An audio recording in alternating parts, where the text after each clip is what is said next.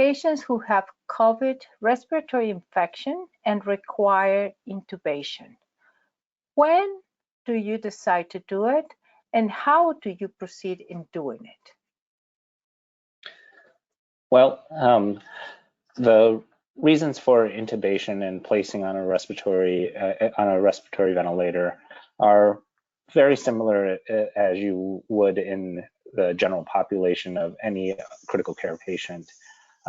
But in patients with COVID-19 specifically, we have patients that are their ability to obtain oxygen into their system, their oxygen saturations, despite use of non-invasive ventilatory maneuvers such as high flow nasal cannula or BiPAP, and you're still not able to get them to a point where you find an acceptable oxygen saturation. Or the other possibility is when you start seeing their increased work of breathing.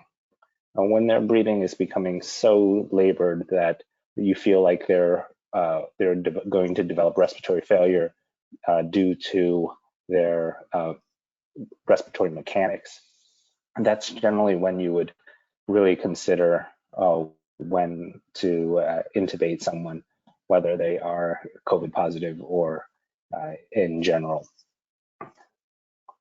Of course, when you're concerned about intubation, you do want to provide the most safest forms of intubation as possible in order to decrease the risk to the staff in the room during that process. But once that happens, we'll place the patient on the ventilator.